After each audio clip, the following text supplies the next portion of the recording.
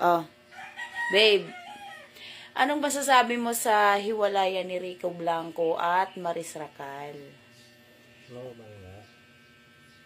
Normal kasi kapag na-showbiz ka, 100% na na-showbiz. 70 ng mga 10% yan, ang mga magjojowa. Oh, Susuwayan.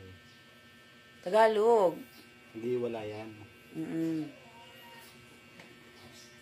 Dahil, 100% sa showbiz. 100% din ang walang 100% na. Ang gulo ah. na Naseryoso sa love life, karamihan dyan. lahat ba? O paano naman yung mga tumagal? Like, Like, sabi ko diba, sa 100%, 10% lang ang seryoso yan na tumatagal. yun na yun. Final na yun. Mga kamukundin yan.